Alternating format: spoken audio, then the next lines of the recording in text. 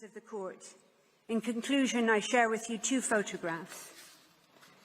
The first is of a whiteboard at a hospital in northern Gaza, one of the many Palestinian hospitals targeted, besieged and bombed by Israel over the course of the past 3 brutal months. The whiteboard is wiped clean of no longer possible surgical cases, leaving only a handwritten message by a Médecins Sans Frontières doctor which reads, "We did what we could. Remember us." The second photograph is of the same whiteboard after an Israeli strike on the hospital on the 21st of November that killed the author of the message, Dr. Mahmoud Abu Nujayla, along with 2 of his colleagues.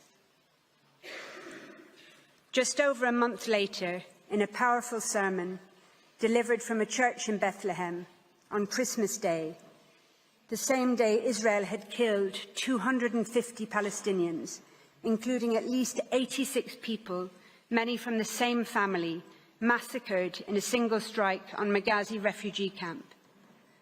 Palestinian pastor Mundhir Ishaq addressed his congregation and the world, and he said, and I quote, "Gaza as we know it no longer exists.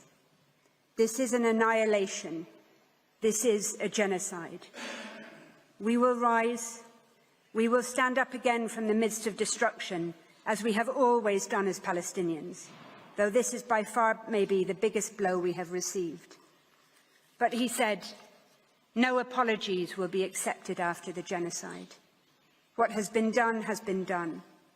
I want you to look in the mirror and ask, where was I when Gaza was going through a genocide?" South Africa is here, before this court, in the Peace Palace. It has done what it could.